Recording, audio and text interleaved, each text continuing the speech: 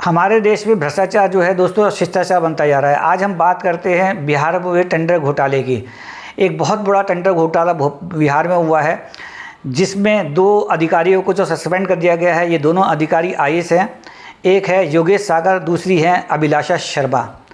तो 2017 बैच के ये आईएएस अधिकारी हैं योगेश सागर, जिन पर आरोप है कि उन्होंने एक बहुत बड़े टेंडर माफिया की मदद करी है। उसका नाम है ऋषु रंजन सिन्हा। ऋषु रंजन सिन्हा जो है एक बहुत छोटा आदमी होता था आज से कुछ साल पहले।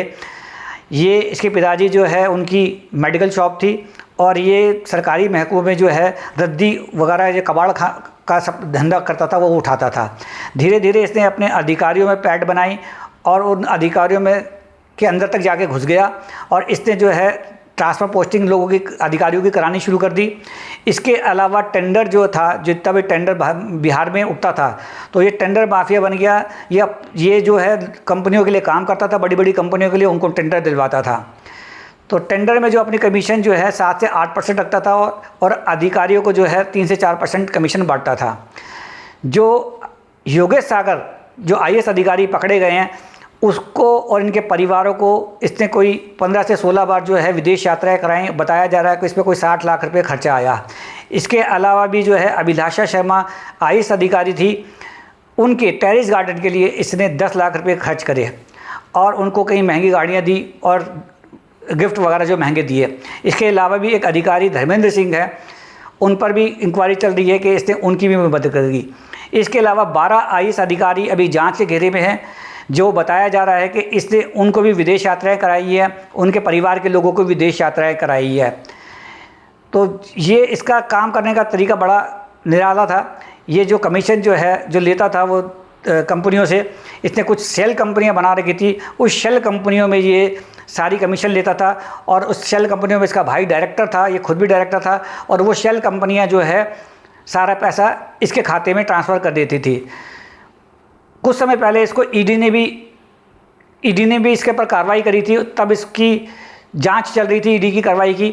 लेकिन बिहार विशेष सेल ने जो है इस पर कार्रवाई करी और स्पेशल सेल ने, और इसको जो है गिरफ्तार करा। इसकी गिरफ्तारी के बाद ही ये सारी चीज़ें निकल के आई कि 2 आईएएस अधिकारी पकड़े गए हैं, कई लोगों की जाँच चल रही है। पप्पू यादव जो सांसद है, उनका आरोप है कि ये जो है लड़कियां भी सप्लाई करता था अधिकारियों को, शराब के अलावा जो है लड़की भी सप्लाई करता था। और इसका एक धंधा और था, ये मनमानी पोस्टिंग करवाता था अधिकारियों की। उनको ऐसी जगह बिठवाता था जहां पर ये फिर सारी उनसे काम लेता था। इसने कई अधिकारियों के लिए कोई 25 लाख, कई जगह 50 लाख रुपए दे के जो पोस्टिंग उनकी कराई, फिर उनसे अधिकारियों से इसने काम लिया। कुल 4-5 सालों में इसने जो अपनी प्रॉपर्टी जो है लगभग 100 करोड़ बना ली थी। 100 करोड़ की इसकी प्रॉपर्टी पकड़ी गई है। पटना और इसके आसपास जो है 61 रजिस्ट्रियाँ इसके पास से मिली हैं और जो है 4 करोड़ रुपए के जेवरात, जिसमें सोना, चांदी और हीरे मिले हैं।